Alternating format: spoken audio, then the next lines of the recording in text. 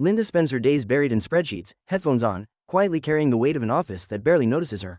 When her coworker Donovan asks for help, she does his task without complaint, only to watch him walk off with the credit and shut her out of the meeting where her work will be presented. Office politics churn around her. Chase laughs with others, ignoring her presence. From the hallway, Linda watches Donovan present her work, her name erased as if she never existed. At home, Linda's isolation is louder. She talks to her parrot, rewatches survival shows, and remembers the adventurous life she once had before grief and routine closed in. The next day brings a new boss, Bradley. Linda sees a chance to finally be seen, but Bradley dismisses her, repelled by small, petty things. Despite learning she once practically ran the company under his father, he hands Donovan a promotion and pushes Linda aside. She later learns the truth: Donovan and Bradley are old college friends. Linda confronts Bradley and demands an explanation. He's blunt, she lacks presence, charisma, executive spark. When she breaks down, he offers her a single chance, a high-risk merger in Bangkok. Then he humiliates her again, mocking her behind his fiance's back. Still, Linda steels herself. This is her shot. On the flight, Donovan and Bradley laugh at an old audition video Linda once made for a survival show.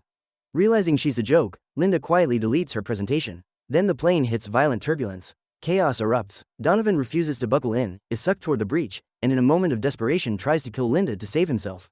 She stabs him with a fork. He's torn away as the plane crashes into the ocean. Linda survives the night drifting at sea. When she wakes, waves carry her onto the shore of a jungle island. Staggering inland, she finds Bradley alive but badly injured. Storm clouds roll in, and Linda takes charge. She builds a shelter, collects rainwater, and keeps Bradley alive through the night. When he wakes, she gives him water from the system she rigged together. Bradley realizes the truth: they are alone. No rescue, no help. Linda starts a fire and smiles. Everything she once watched on TV now feels natural. Days pass. Linda thrives. She hunts, gathers, and feeds them while Bradley watches. As his strength returns, so does his arrogance. He starts giving orders, reminding her she works for him. Linda walks away, leaving him alone. When a storm destroys the shelter, Bradley finally understands how helpless he is without her.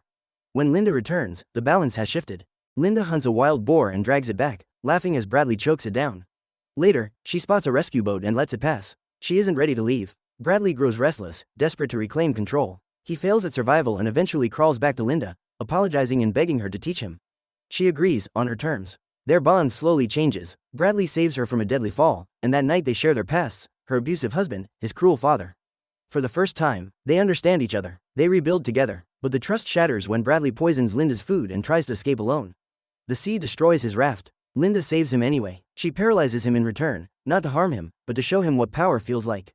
When Bradley's fiancée, Zuri, arrives with a search party, Linda leads her into the jungle and lets her fall to her death. Bradley senses something is wrong. When he finds Zuri's ring, the truth clicks. They turn on each other violently. The island reveals its final secret: a hidden mansion Linda discovered long ago. She had already chosen to stay, watching Bradley through cameras, controlling the game. When he reaches her, begging to stay together forever, she almost believes him, until he attacks.